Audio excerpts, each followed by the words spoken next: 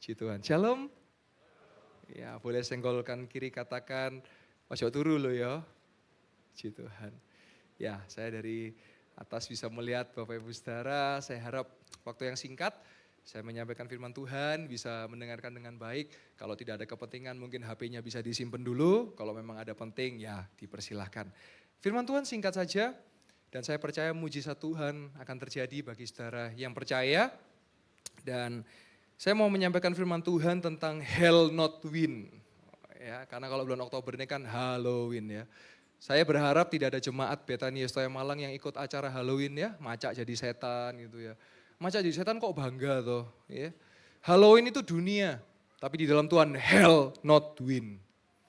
Karena kita diberikan kuasa, bukan untuk ke neraka. Kita diberikan kuasa untuk kita bersama-sama dengan Bapa di sorga. Amin. Puji Tuhan.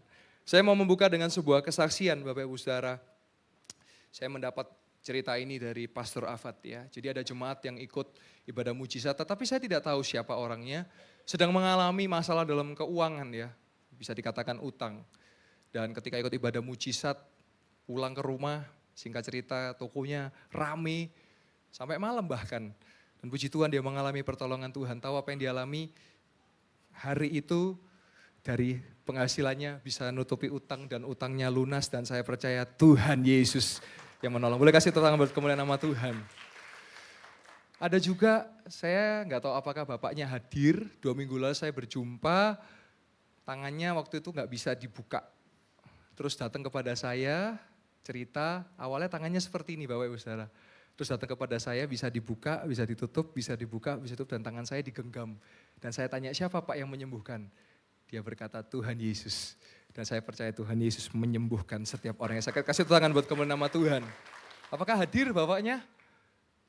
Udah hadir ya. Wah, kalau hadir saya minta kesaksian ya. Jadi beliau datang, tangannya dia cerita awalnya begini, gak bisa dibuka.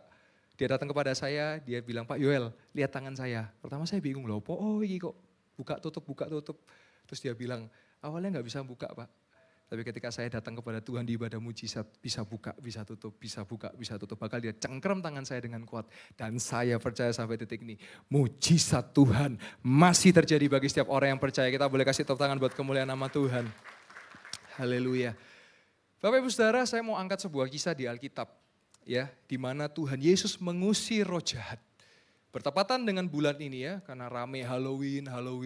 Saya mau katakan, hell not win. Neraka tidak berkuasa atas orang percaya. Karena orang percaya beroleh hidup yang kekal. Orang percaya beroleh surga. Nah, Bapak Ibu Saudara kita perlu tahu dulu ya. Ada yang namanya setan, ada yang namanya manusia. Ya, walaupun manusia kadang-kadang ada yang kayak setan ya. Bahkan lebih dari setan ya. Jadi bedanya setan dengan manusia apa? Setan atau iblis itu dulunya adalah malaikat. Karena sombong, dia melawan Allah sehingga dihempaskan sepertiga ke dunia, ke bumi. Sehingga menjadi iblis salah satunya Lucifer. Dan salah satunya yang menjadi ular. Yang waktu itu mencobai Adam dan Hawa yang akhirnya jatuh dalam dosa. Nah, jadi salah satu sifat dari iblis itu adalah sombong. Jadi kalau orang sombong artinya dia, Anda yang jawab bukan saya. Jadi sifat iblis adalah sombong. Kalau orang suka sombong ya berarti dia tanpa sadar dirasuk sifat iblis. Nah sekarang ketika setan dihempaskan ke dunia, kenapa nggak diselamatkan? Sedangkan manusia kok diselamatkan? Ini bedanya. Kalau setan itu berhasrat untuk melakukan kejahatan. Sedangkan manusia terhasut. Hati-hati ibu-ibu. Halo ibu-ibu. Kita rentan jatuh melalui pendengaran kita. Kamu cantik hari ini, kepalanya membesar. Ada diskon di toko sebelah, kepala membesar. Ya. Kamu beli berapa? Saya beli harga 5.000, loh mestinya ikut aku. Aku beli 4.800, loh kok lebih murah? Getonnya 1 bulan. Nah, itu. Padahal selisih 200 repis. Ketika iblis datang kepada Hawa, dia berkata, kamu gak mau makan buah pengetahuan baik dan jahat? Waktu itu Hawa sudah bilang, firman berkata, kalau aku makan buah itu maka aku bisa mati. Kata iblis, enggak coba aja. Tergiurlah dia. Makan buah itu, krenyes. Akhirnya datanglah kepada suaminya. Yaitu siapa? Adam. Laki-laki, bapak-bapak, halo?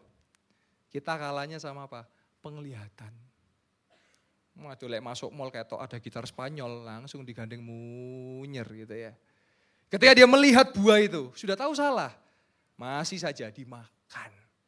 Kita perlu tahu dalam pernikahan, suami adalah kepala keluarga. Sudah banyak, saya percaya di sini nggak ada ya. Kadang-kadang suaminya takluk sama istrinya. Kalau saya nyebut SSTI, suami-suami takut istri. Ini bahaya. Boleh istri lebih hebat dari suaminya. Tapi kalau istri lebih hebat, harusnya dia menopang suaminya. Menunjukkan bahwa ini loh wanita hebat ada di balik suami ini. Bukan menunjukkan bahwa di depan orang, suami gak berguna ini, aku lebih hebat. Itu bukan Alkitabiah. Nah dari kisah Adam dan Hawa kita tahu, kalau kita tidak hati-hati dengan pendengaran dan penglihatan kita bisa jatuh dalam dosa. Nah jadi yang membedakan setan, iblis dengan manusia adalah kalau setan dan iblis berhasrat untuk melakukan kejahatan, sedangkan kalau manusia terhasut. Maka dari itu kenapa Tuhan mau menyelamatkan manusia? Karena manusia awalnya tidak mengenal dosa. Tapi karena tidak taat dan terhasut oleh iblis, dia jatuh dalam dosa. Ketika jatuh dalam dosa, upah dosa ialah maut. Maka dari itu Tuhan harus turun ke dunia menjadi manusia. Tuhan, Yesus itu bukan manusia yang dituhankan, bukan. Yesus adalah Tuhan yang menjadi manusia. Untuk menyelamatkan kita. Kenapa dia harus jadi manusia? Karena untuk menebus dosa manusia, ya gantinya manusia. Dan Yesus tidak berdosa, Yesus tidak bercela, dia kudus, dia disalib untuk apa? Nebus saudara dan saya. Dan oleh bilur-bilurnya, kita yang sakit disembuhkan. Nah kita mau belajar sama-sama di Lukas 8, ini ayat kesukaan kita semua, ayat terakhir. Lukas ke-8 ayat 26 sampai 39, dan saya akan ceritakan dalam beberapa waktu ini, saya bergumul dengan Tuhan, saya banyak melayani pengusiran dan pelepasan, kalau bahasa Inggrisnya itu exorcism. Terus deliverance, ada namanya possession. Exorcism itu artinya pengusiran. Kalau possession kerasukan. Kalau deliverance pelepasan. Pelepasan itu berarti ada setan di dalam dirinya. Kalau pengusiran, setan itu ada di rumah atau di gedungnya gitu. Nah biasanya kalau melekat di dalam tubuh ya harus dilepaskan, harus diusir. Nah suatu kali Yesus pergi ya di Gerasa. Ada yang ditulis Gedara, ada yang ditulis Gerasa. Kurang lebih di tengah-tengah daerah itu. Dikatakan apa? Yesus dan murid-muridnya datang ke Gerasa dan terletak di seberang Galilea ayat 27. Setelah Yesus naik ke darat, datanglah seorang laki-laki dari kota itu menemui Yesus. Orang itu dirasuki oleh setan-setan, jadi lebih dari satu. Dan sudah lama ia tidak berpakaian dan tidak tinggal dalam rumah, tetapi dalam peguburan. Nah saya mau sampaikan, ada orang, kalau sekarang sebutannya ODGJ ya, atau kalau zaman dulu nyebutnya orang gila, itu bisa karena mental, bisa karena setan. Ciri-cirinya kalau karena mental, itu biasanya harus diterapi oleh psikolog atau psikiater. Biasanya kalau diajak omong masih nyambung, cuma nanti mumbul-mumbul misalnya, istri saya ini ratu, wah, ratu yang kerajaannya besar, nah itu berarti lagi nggak connect gitu. Tapi kalau karena setan, contoh, bisa makan kotoran tapi nggak sakit-sakit. Bisa makan sampah tapi nggak sakit-sakit. Itu contoh dia terikat oleh setan. Nah ini di Alkitab dicatat juga. Ada orang sakit jiwa karena setan. Sampai nggak berpakaian. Mohon maaf, mudo berarti kalau bahasa Jawanya. Dia tidak berpakaian. Saya nggak tahu apakah bagaimana modelnya. Tetapi dikatakan dia tidak berpakaian karena dirasuk setan. Jadi sakit jiwa itu bisa dua. Bisa karena setan, bisa karena mental. Kalau mental itu karena stres, depresi, nggak tahan. Ngomong sendiri. Terus akhirnya butuh bantuan psikolog, butuh bantuan psikiater. Kalau psikiater itu berarti psikolog yang juga dokter, jadi dia ada suntik, ada obat. Nah tapi kalau bedanya apa? Kalau yang mental biasanya diterapi lama-lama bisa sembuh. Tapi kalau yang karena dirasuk setan, didoakan bluk seketika pelepasan, langsung waras, sadar. Nanti kita akan baca di firman Tuhan ada ceritanya. Lanjut ya, ayat 28. Ketika ia melihat Yesus, ia berteriak lalu tersungkur di hadapannya dan berkata dengan suara keras, "Apa urusanmu dengan aku, hai Yesus, anak Allah yang maha tinggi? Aku memohon kepadamu supaya engkau jangan menyiksa aku." Saya mau katakan Bapak Ibu Saudara bahwa nama Yesus berkuasa untuk mengusir, mengalahkan setan. Bukan yang lain. Kadang-kadang kita ini tanpa sadar ya, melakukan perilaku jimat. Contoh, kita pakai kalung salib supaya apa? Supaya di jalan selamat. Itu aksesoris, bukan jimat. Kita taruh salib di rumah kita, biar setan nggak masuk. Setan nggak sebodoh itu. Kenapa kita pakai kalung salib? Untuk kita memperingati bahwa Yesus pernah disalib untuk kita. Kita bangga akan itu. Kenapa kita pasang salib di rumah? Karena kita tahu bahwa oleh salib kita yang gak selamat, kita diselamatkan. Kita yang harusnya binasa, kita diselamatkan. Jadi setan gak takut dengan pernak-pernik itu. Setan takut dengan nama Yesus. Kita jangan sampai salah. Kadang-kadang kita terjebak kepada pernak-pernik seperti itu. Supaya selamat, pakai kalung salibnya besar sampai jalan sampai ini. Ya kan? Ya pikul salib kan. Nah, enggak seperti itu. Saya bisa cerita karena nanti saya akan bagikan pengalaman beberapa minggu lalu dan saksinya ada Pak Tri, ada Pak Jusman bagaimana kita melakukan pengusiran kepada seseorang yang bukan orang percaya, bukan orang Kristen dia bahkan, bukan orang gereja. Nanti saya akan ceritakan sambil saya akan melanjutkan cerita ini. Jadi ketika kita pasang, ya seperti di sini ada salib, artinya kita ini menunjukkan bahwa kita bersyukur Yesus disalib untuk kita. Harusnya kita yang disalib, tetapi dia ganti kita. Jangan sampai kita salah pikir ya. Banyak orang zaman sekarang kita salah pikir. Supaya, nak, kamu lek ke sekolah supaya aman, tak kasih kalung salib ya nak ya. Supaya di jalan aman. Supaya aman apa? Doa. Tuhan Yesus tolong lindungi anakku. Tuhan Yesus tolong. Bukan digitukan. Itu cuman aksesoris. Kadang kita salah fokus. Yang itu artinya apa? Yaitu kalau kebanyakan nonton film setan ya gitu. Salah. Bukan seperti itu. Nama Yesus yang berkuasa. Nama Yesus yang bisa untuk mengalahkan kuasa jahat. Kita lanjut ayat yang ke-29. Setan berkata demikian. Sebab Yesus memerintahkan roh jahat itu keluar dari orang itu. Karena sering roh itu menyeret-nyeret dia. Maka untuk menjaganya ia dirantai dan dibelenggu. Tetapi ia memutuskan dengan segala pengingat itu. Dan ia dihalau oleh setan itu ke tempat-tempat sunyi. Saudara, kalau Anda pernah lihat di jalan, mohon maaf ya. Ada ODGJ, mohon maaf. Cuma pakai daleman, dipegang. Orang bisa ngalahkan. Bisa jadi ciri-cirinya dia dirasuk setan. Dia gak punya kekuatan, dia gak pakai baju, tapi kok bisa ngalahkan orang. Ini kan diikat ceritanya, dilepaskan. Diikat, dipasung, dilepaskan. Saya masih percaya Tuhan kita masih bisa memulihkan jiwa. Dan membenarkan orang-orang yang mungkin ada masalah dalam kesehatan mental jiwanya. Dan jadi kita mesti hati-hati. Apalagi kalau sekarang pakai istilahnya apa tuh? Supaya gak kena pisau apa itu. Pakai ilmu kebal. Itu di dalam nama Yesus pasti gak kuat. Karena nama Yesus yang berkuasa atas roh-roh jahat. Nah kita lihat lagi ayat yang ke-30. Dan Yesus bertanya kepadanya, siapakah namamu? Dijawab, Legion. Karena ia kerasukan banyak setan. Jadi banyak di dalam dia mungkin bisa ribuan. Karena setan itu berupa roh. Ya. Ayat yang ke-31. Lalu setan-setan itu memohon kepada Yesus supaya ia jangan memerintahkan mereka masuk ke dalam jurang maut. Jurang maut dalam bahasa asli ditulis yaitu Abyssos. Abyssos itu artinya jurang maut yang gak ada endingnya, gak ada ujungnya. Nah setan takut kalau mereka dibuang ke situ oleh Yesus, mereka gak bisa berkeliaran lagi di dunia. Nah akhirnya mereka negosiasi, ayat 32. Nah ini yang terkenal nih. Adalah di sana sejumlah besar babi sedang mencari makan di lereng gunung. Lalu setan-setan itu meminta Yesus supaya dimasukkan ke babi-babi itu. Dan Yesus mengabulkan permintaan mereka.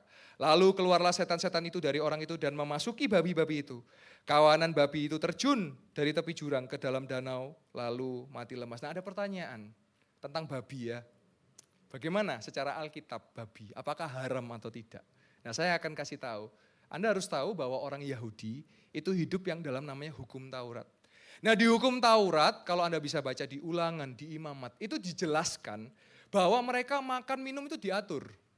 Nah binatang babi ini dianggap haram. Kenapa haram? Satu, dia itu tidak memama biak. Memama biak itu artinya ususnya dua. Contoh binatang yang memama biak itu apa? Sapi. Kalau Anda ke peternakan, Anda melihat sapi itu walaupun nggak lagi makan rumput, tapi dia ngunyah ya. Kenapa? Karena ususnya dua. Nah contoh makhluk yang memama biak itu yang tidak memama biak selain babi, apalagi? Ya manusia, usus kita satu. Maksudnya sekali makan langsung proses. Kalau sapi proses satu, proses dua, begitu. Nah babi itu tidak memama biak, jadi ususnya cuma satu. Ketika makan langsung diolah. Terus apalagi yang membuat babi itu najis atau haram menurut orang Yahudi? Dia itu suka makan sisa-sisa, makan sampah, makan bangkai. Sedangkan kalau ternak seperti sapi, kambing, domba, itu makan rumput, bersih. Apalagi yang membuat babi itu haram menurut orang Yahudi. Dia anaknya banyak. Jadi kalau sapi kan beranak satu atau dua, ya punya itu ya. Sapi kecilnya itu satu atau dua. Lah mereka itu kan menganut sistem anak sulung. Bahwa yang dikorbankan tuh yang sulung. Nah kalau babi lahirnya 8, 12, bingung mana sing sulung. Kan nggak tahu, nggak bisa nebak, ayo siapa sing paling besar ya, kan nggak bisa. Jadi itu dianggap haram. Nah pertanyaannya bagaimana dengan orang Kristen masa kini? Jawabannya satu, kita bukan orang Yahudi. Dua, hukum Taurat sudah digenapi, jadi silakan makan babi. Ya, enak kok, kulitnya enak, ya, kupingnya enak. Ya, nah kita perlu tahu konteks seperti itu. Tetapi ada makanan-makanan yang mungkin kita perlu perhatikan, makan darah, nah itu mesti hati-hati. Didih ya kalau bahasanya itu ya, digoreng. Terus misalnya makan ular, nah ular kan lambang setan. Nah itu mesti juga kita berhati-hati. Artinya lebih ke arah kesehatan sih kalau sekarang. Nah kalau menurut hukum Taurat, babi itu najis. Nah kenapa setan itu masuk ke babi? Ya setan itu menunjukkan, Tuhan itu menunjukkan bahwa ini binatang najis, binatang yang haram, binatang yang tidak baik. Sehingga ya udah sama kayak setan kan, dibuanglah jatuh ke jurang dan mati lemas. Ya itu sebenarnya secara simbolis. Ya. Tetapi hari ini kita tidak mempermasalahkan makanan haram atau tidak, yang dipermasalahkan bukan apa yang masuk ke dalam tubuh, tapi yang membuat haram dan najis itu apa yang keluar dari mulut. Anda ke gereja tapi suka fitnah, Anda ke gereja tapi suka bohong, Anda ke gereja tapi suka gosip, nah itu najis itu. Karena itu bukan kebenaran. Jadi sekarang bukan apa yang masuk dari mulut ke mulut, tapi apa yang keluar dari mulut. Nah lanjut ayat yang ke-34. Setelah penjaga-penjaga babi itu melihat apa yang telah terjadi, mereka lalu menceritakan di kota dan kampung-kampung sekitarnya. Dan keluarlah orang-orang untuk melihat apa yang telah terjadi. Mereka datang kepada Yesus dan mereka menjumpai orang yang telah ditinggalkan setan-setan itu. Duduk di kaki Yesus, ia telah berpakaian dan sudah waras. Maka takutlah mereka. Nah kata takut ini sebetulnya lebih cocok takjub ya. Jadi kayak wow gitu loh, terkejut. Kan sebelumnya kan mereka tahu itu kan gak berpakaian lah, kok sudah berpakaian. Nah ini yang saya maksud. Kalau orang yang mohon maaf gila karena setan itu seperti ini, ketika didoakan langsung jadi waras. Tapi kalau itu memang karena mental, stres, depresi, dijahati orang sampai gak tahan jadi kena mentalnya. Nah itu harus diterapi, bisa melalui hamba Tuhan. Bisa melalui psikolog. Tapi kalau saya lebih arahkan ke pastoral counseling. Kalau psikolog itu secara humanisme. Tapi kalau pastoral counseling menggabungkan antara ilmu teologi dan ilmu psikologi. Jadi dibawa ke Tuhan. Nah lanjut ayat selanjutnya ya. Orang-orang yang telah melihat sendiri hal itu memberitahukan kepada mereka bagaimana orang yang dirasuk setan itu telah diselamatkan. Lalu seluruh penduduk daerah Gerasa meminta kepada Yesus supaya ia meninggalkan mereka sebab mereka sangat ketakutan. Maka naiklah ia ke dalam perahu lalu berlayar kembali. Dan orang yang telah ditinggalkan setan-setan itu atau sembuh meminta supaya ia diperkenankan menyertainya. Tetapi Yesus menyuruh dia pergi katanya. Kayak ayat 39 yang terakhir, pulanglah ke rumahmu dan ceritakanlah segala sesuatu yang telah diperbuat Allah atasmu. Orang itu pun pergi mengelilingi seluruh kota dan memberitahukan segala apa yang telah diperbuat Yesus atas dirinya. Jadi saudara, ketika Anda mengalami mujizat pertolongan Tuhan harus disaksikan, jangan ditahan. Kenapa? Karena Yesus mau namanya dipermuliakan. Bukan hamba Tuhan yang dipermuliakan, nama Tuhan yang dipermuliakan. Nah dari cerita ini kita tahu bahwa setan tidak berkuasa atas nama Yesus. Setan tidak bisa menang di dalam nama Yesus. Nah setelah dia mengalami mujizat, dia pengen ngintil sama Yesus, pengen ikut. Tetapi Yesus berkata, kalau saya bahasakan bahasa saya ya, kalau kamu mau ikut aku, ceritakanlah tentang aku. Nah jadi menginjil, menyampaikan kebenaran. Kalau saudara udah mengalami pertolongan Tuhan, saudara harus menyaksikan kepada sesama saudara. Gak usah yang spektakuler, yang biasa misalnya Anda flu tiba-tiba besok sehat. Itu ya mujizat sembuh kan. Ada yang flu seminggu gak sembuh-sembuh. Ada yang batuk sebulan gak sembuh-sembuh. Dari hal yang kecil. Nah kasus yang saya mau angkat ini tentang setan. Karena saya melihat kita itu suka ya lihat cerita-cerita setan, percaya gitu-gitu ya. Kalau lewat jalan ini hati-hati kalau malam gitu ya. Dibodohi setan kan. Jadinya kayak gampang digombloi ya. Saya mau cerita ya, minggu lalu saya bersama dengan Pak Tri, dengan Pak Jusman, saya melayani seorang pemudi. Dia bukan orang gereja, dia bukan orang Kristen, dia pegang jimat 2. Dia pegang jimat, ya, warna putih, dibungkus kain untuk mayat itu ya, Anda tahu maksud saya. Terus oke, kita mau doa, kita nyanyi haleluya, haleluya, haleluya, haleluya. Dia duduk kan, pertama saya lihat, dia tersenyum, ketawa dia. Dia pikir, lah apa wong iki gitu ya, kenapa orang ini, buat apa? Oke, saya nggak masalah, tiba-tiba dalam hati saya ada impresi Roh Kudus, maju, saya bilang, ayo berdiri kamu, berdiri. Dia berdiri, saya tumpang tangan. Nah biasanya ya, kalau di gereja altar call ditumpang tangan kan bisa rebah ya. Ya itu memang manifestasi Roh Kudus. Ada yang memang dibuat-buat, ada yang memang asli atau sebagainya. Tapi ini orang dunia loh, yang gak pernah ke gereja, bukan orang Kristen. Tahu saudara ketika saya tumpang apa yang terjadi? Geblak saudara. Dan ditahan oleh istrinya Pak Jusman. Geblak. Tiba-tiba langsung mulai goyang-goyang gitu. Wah, gitu ya. Mulai manifestasi. Takut Pak, di situ ada mbah besar, di situ ada anak kecil, di situ ada perempuan. Saya sudah bilang dari awal, sebut nama Yesus, sebut nama Yesus. Saya nggak tahu apa karena pekerjaan setan atau karena dia nggak mau nyebut Yesus, mungkin gengsi ya. Tiba-tiba dia mau ngomong itu kayak, nggak bisa. Oke, langsung saya tengking semua, dalam nama Yesus, dalam nama Yesus, dalam nama Yesus, dalam nama Yesus. Tapi tetap kuncinya harus dia yang menyebut sendiri. Karena itu harus keluar dari badannya. Nah singkat cerita, sebetulnya kemarin itu didokumentasi, tetapi saya minta dihapus saja karena untuk kebaikan ya, untuk menjadi perpanjangan ya. Akhirnya ketika saya suruh berdiri, ayo berdiri kita mau doa, berdiri dan saya mau doa deklarasi. Doa deklarasi itu, Tuhan Yesus saya percaya kepada Engkau, lepaskan saya dari roh jahat, saya mau bebas dalam nama Yesus, itu doa deklarasi. Tiba-tiba dia berdiri, kan nangis anak ini, kaku gini, terus matanya mendelik saya didelik gini, didelik gitu. Hihihi, gitu. Saya ketawa saya gini loh, saya sudah tahu endingnya kalau setan itu akan pergi. Cuman don't waste my time, jangan buang-buang waktu saya, ngapain kalau ujung-ujungnya kalah. Dia ngece kan, saya ngece balik. Setan, saksinya Pak Tri, setan, punya kuasa kok nanggung, saya bilang. Punya kuasa kok tanggung gitu loh. Katanya dia pertama jadi mbah, jadi dia megang tongkat. Kita tengking, mulai ganti jadi joget. Tengking, ganti jadi mbah-mbah, megangi perut, kayak orang tua gitu. Terus awalnya ketawa-ketawa kan, singkat cerita dia langsung ampun, aku ojo diusir, ampun. Langsung kita sepakat 3, 2, 1 dalam nama Yesus Kristus, blam! Geblak langsung dia mengalami pelepasan.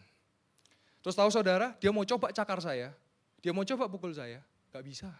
Dia cuman kayak gini aja. Ini membuktikan bahwa nama Yesus berkuasa. Anda jangan pikir, karena kalau Anda suka nonton film setan, gak seperti itu. Itu tuh semua bikinan, kalau yang real. Karena saya hari-hari ini, saya kenapa tujuannya? Karena saya tahu banyak orang ke gereja, tapi saya percaya. Megang jimat, ramalan dipegang, nyembah.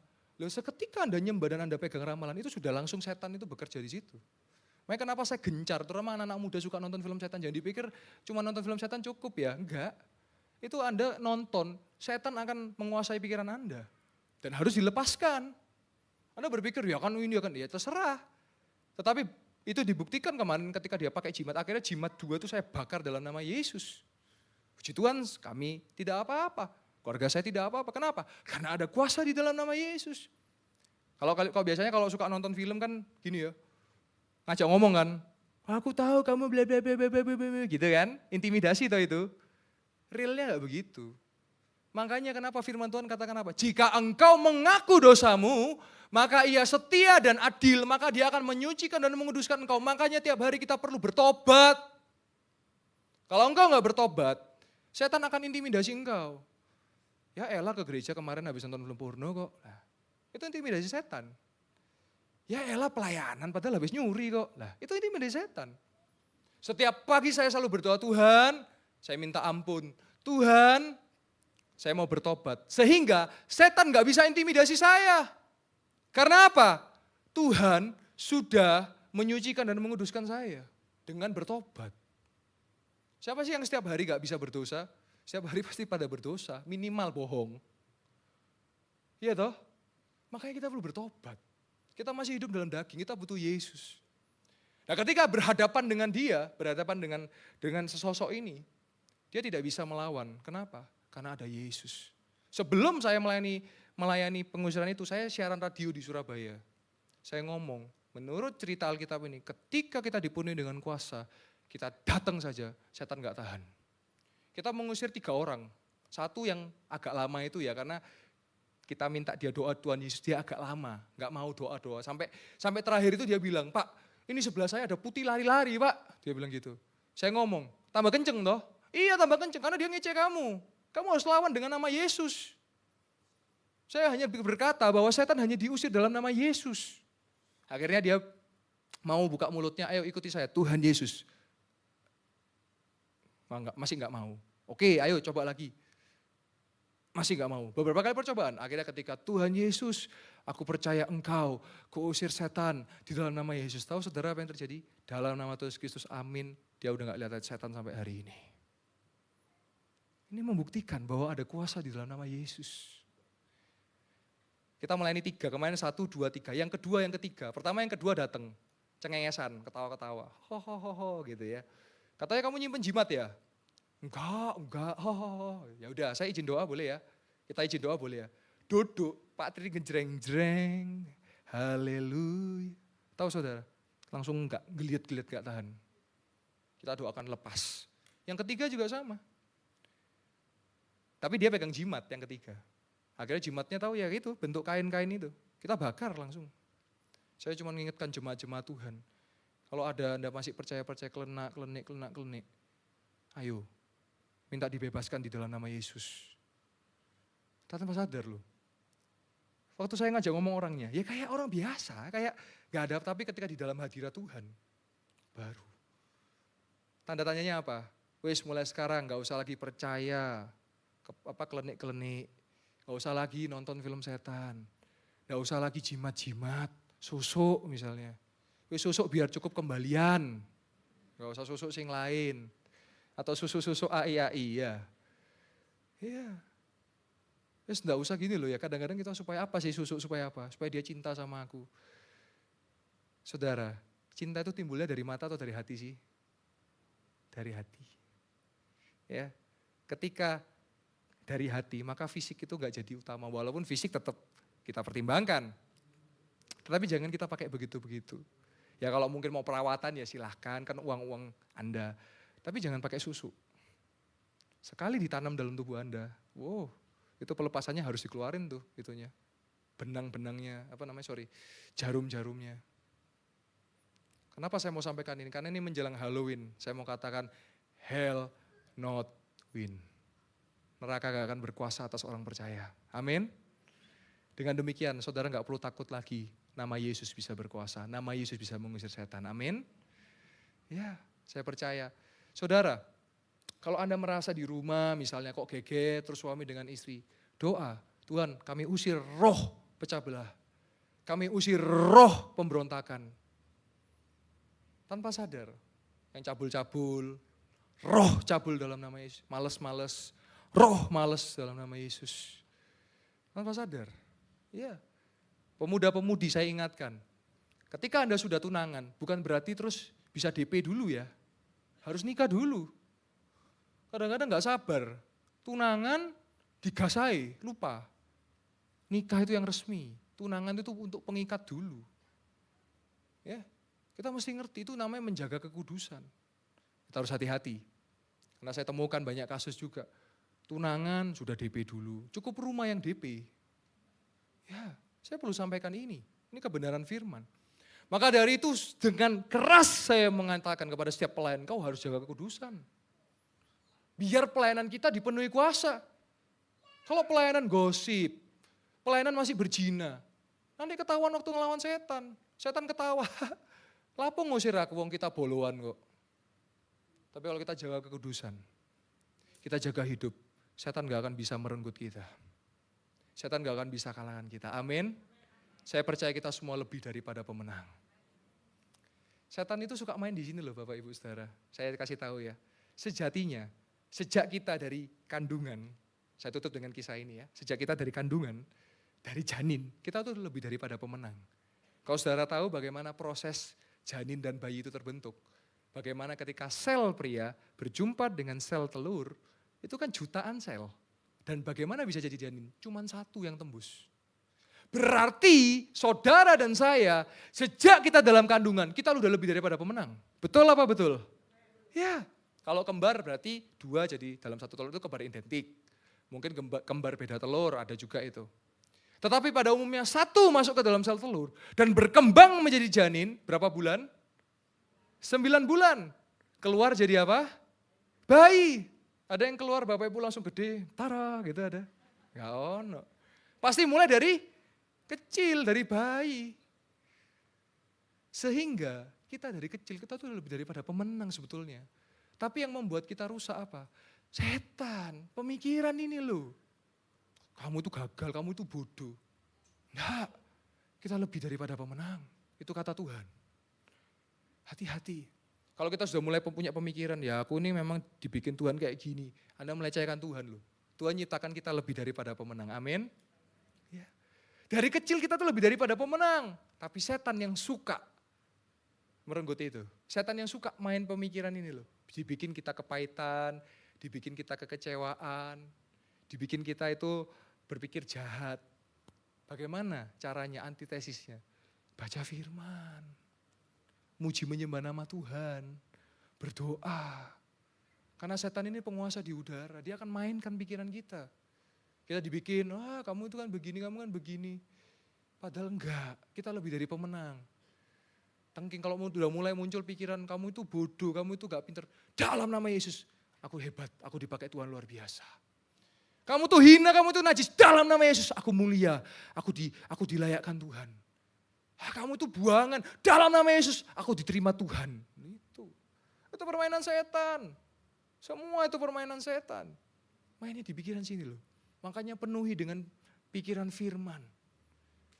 Saya mau katakan di dalam nama Yesus kita berkuasa melawan setan.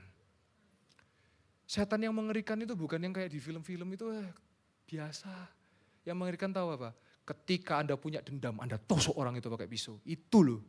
Makanya saya katakan, kadang-kadang manusia lebih setan dari setan. Kenapa kamu tusuk mamamu? Ya iya, jahat dia sama saya. Loh, firman Tuhan katakan apa? Hormati orang tuamu. Orang tua bisa tega membunuh anak, itu pekerjaan setan. Gampangnya begini Bapak Ibu Saudara. Kalau dalam pikiran kita selalu damai sejahtera, hal yang baik, mengasihi, mengampuni, itu sudah pasti Tuhan, sudah pasti Roh Kudus. Tapi kalau dalam pikiran kita, bagaimana ya cara saya mencuri, bagaimana ya caranya saya memfitnah dia, bagaimana ya cara saya memukul dia, bagaimana ya cara saya menusuk dia, bagaimana ya cara saya menjatuhkan dia, itu pasti setan. Cara ngeceknya begitu. Kalau saudara sudah mulai punya pikiran jahat, tengking dalam nama Yesus. Tengking dalam nama Yesus. Suatu kali Petrus pernah berjumpa dengan Yesus dan Yesus katakan apa? Nyala iblis. Karena apa? Petrus dirasuk oleh iblis. Ada satu dosa terbesar yang dilakukan manusia. Apakah itu? Mengasihani diri sendiri. Bahasa lainnya apa? Minder. Ya aku kan gak kayak DE mampu, aku gak mampu. Kata siapa? Kata diri Anda sendiri. Ya aku kan gak seperti dia, karena Anda terlalu terbiasa membandingkan diri dengan orang lain. Setiap kita diciptakan dengan rencana yang berbeda. Jangan bandingkan diri Anda dengan orang lain. Ketika Anda mulai memunculkan rasa, ya saya ini gagal, saya ini pecundang. Seketika itu setan akan berkuasa atas hidup Anda. Sebab kita diciptakan lebih daripada pemenang, amin. Ya. Cara gampangnya itu Bapak Ibu Saudara, kalau sudah mulai pikirannya jahat, pikirannya negatif, pikirannya enggak baik, itu udah pasti setan itu. Tetapi kalau kita mengasihi, mengampuni, enggak gampang Bapak Ibu Saudara. Difitnah, itu apalagi harus mengampuni. Saya ngobrol dengan seseorang yang katanya saya diisukan ya, enggak tahu saudara dengar apa enggak. Katanya diisukan istri saya itu hamil duluan katanya. Wih, kejam ya, kok bisa ya? Tanggung jawab saya dengan Tuhan. Kok bisa ya bikin mengisukan hamil duluan gitu, kok mulutnya cek gampangnya gitu loh ya, ngomong kayak gitu loh. Saya pikir Tuhan ampunilah sebab mereka tidak tahu apa yang mereka perbuat. Itu bisa dibuktikan kok, bisa dihitung kok semua kok. Dan tanggung jawab saya sama Tuhan. Bisa loh bikin isu kayak begitu ya. Gila ya. Hati-hati. Apa yang kita lakukan? Mengampuni udah. Kebenaran akan memerdekakan. Kebenaran yang akan membuktikan. Kalau Tuhan di pihak kita, siapa dapat melawan? Amin. Difitnah, disakiti, dijahati. Sebab itu saya katakan, anak saya sekarang masuk 2 tahun. Saya latih 3 hal. Yang pertama, kerohanian.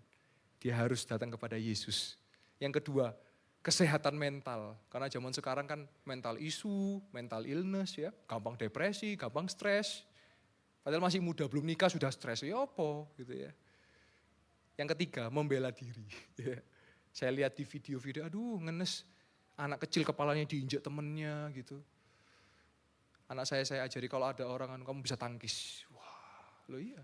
Saudara kira-kira tega gak kalau itu anak saudara yang di sekolah diinjek kepala temennya, diperlakukan tidak semestinya. Saya rasa kita perlu membekali anak kita dengan membela diri. Bukan mukuli orang loh ya, bukan ya. Tapi membela diri. Kalau misalnya mau dipukul, bisa tangkis. Kok bisa ini, bisa ini. Terus apa? Kalau dibully, bisa lawan balik. Kadang-kadang kan ada anak-anak era sekarang. Di sekolah dibully, di rumah kan gak cerita orang tuanya. Akhirnya dipendem, galau. Penting orang tua juga perlu ikut serta untuk tanya, ya apa nak hari ini? Tidak apa-apa, itu anak saudara. Saya pun melindungi anak saya juga.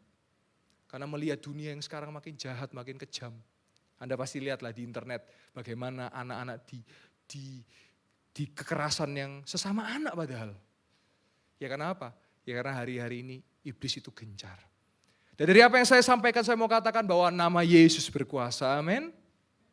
Nama Yesus berkuasa. Saudara tidak perlu takut lagi. Kalau ada yang masih simpan jimat, bertobat, pulang rumah dibakar jimatnya. Kalau ada yang masih pasang susuk, dilepas dalam nama Yesus. Kalau ada yang masih suka kepesugihan, dalam nama Yesus bertobat. Kalau masih suka percaya klinik-klinik, dalam nama Yesus bertobat. Jangan korbankan keturunan Anda. Karena setan itu mainnya keturunan, ngikat darah dia. Kemarin saya tanya, kenapa kamu? Iya, sama orang tua saya dikasih supaya pelindung. Itu bukan pelindung. Pelindung itu ya Tuhan Yesus yang menolong menyertai kita. Penolong kita Yesus Kristus, gak ada yang lain. Saudara, saya bisa sampaikan ini karena saya langsung mengalami, melihat.